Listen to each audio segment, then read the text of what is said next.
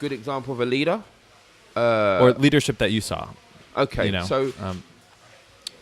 so I'd say a good example would be Lucas Radebe. He wasn't the most vocal, but he led by his example. So, seeing him run over, slide tackle, do well, get up, come on, little cheer, like that led you to want to do better, to raise his standard.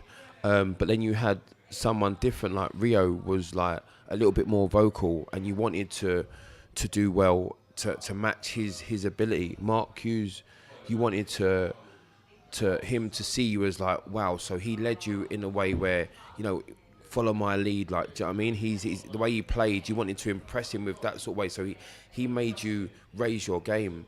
A leader in Glenn Hoddle, the way he spoke to you, like, encourage you, say, you know what, you can do this, come on now, where he might at the same time put a little challenge you. Do you know what I mean? So there are all sorts of leaderships that, even though they're on a football pitch, you'll find a like for like in an office, you'll find a like for like in a classroom.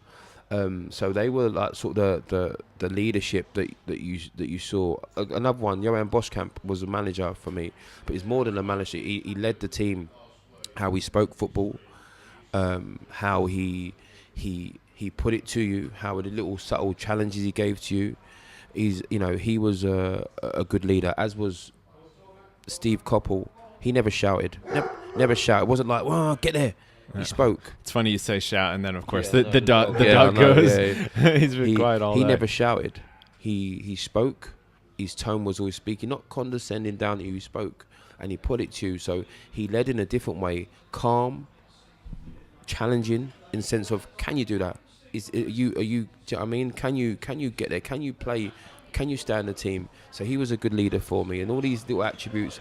And I think sometimes it takes some personal thing, because I'm not one for the sergeant major shout in your face thing, because that ain't gonna get the best out of me. So a good leader will find out what gets the best out of you, and I think that's an attribute. How can I get the best out of Michael? Is it by shouting at him? Nah, he ain't gonna rise to that. But you know what? If I speak to him, treat him like a man, challenge him a little bit, because not everyone likes to be challenged. If I don't want to challenge.